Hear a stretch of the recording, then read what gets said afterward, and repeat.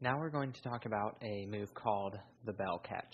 And this move is a fundamental motion for building up a lot of angular momentum in the baton before you do contact moves on your body, like if I was going to go around my leg, or if I'm going to go up under my arm across the neck or something like that, or even if I was going to go over my elbow. I usually will start with the bell catch. And it looks like that. You already know that these are the hand sticks and that this is the baton. But we can further break the baton down and say that these are the tassels, and this is the bell, and then this is the central shaft of the baton. So what you're doing is you're going to be catching the baton right up at that corner there. Now, this move works really well on crystal sticks and on Luna sticks, but some other sticks like Mystics can kind of be hit or miss about whether or not your particular set of sticks work in this way. And homemade pairs also, it'll just depend on how they made the stick. So you see if this works for you or not. Now, we're going to start out in just an idle position. You remember this from the very, very beginning of these lessons. And scoot all the way out to the end with one of your hands, and do not scoot out towards the end with the other hand.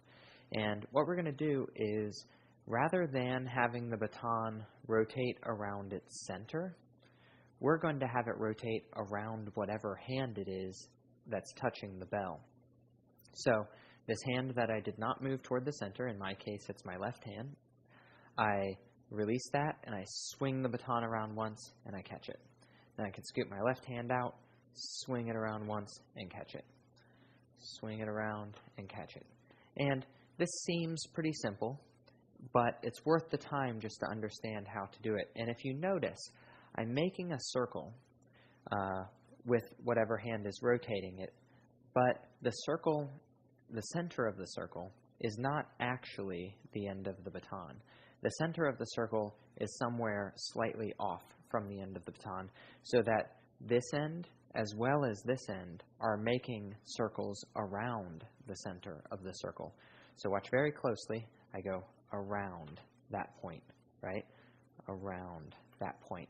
And that's how you can get it to be really, really smooth and not snappy.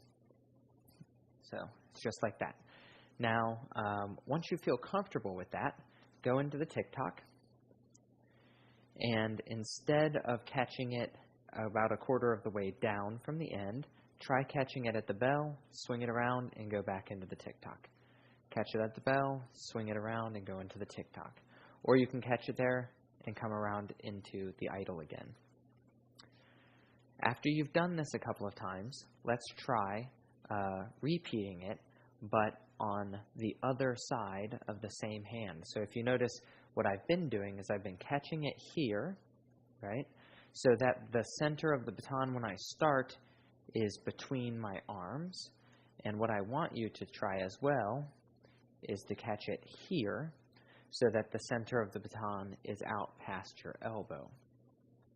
To get there, like we have in other moves, is to start out in the tick-tock, go into the one-handed flip-flop, and as it's coming around right here, I swing it through. Swing it through, right? So I do the bell catch and bring it around, and then I can practice that with my other hand too. As you get more comfortable with that, you can do one hand, back and forth. You could switch hands. And you can do something that's like a totally reversed tick-tock. Notice when I'm doing the tick-tock, the baton is always in between my hands, right? That the center of it is in between my hands. I can go out to here and swing it around, so that now every single catch, the baton is outside of my hands, right? So it's kind of the opposite of the tick-tock.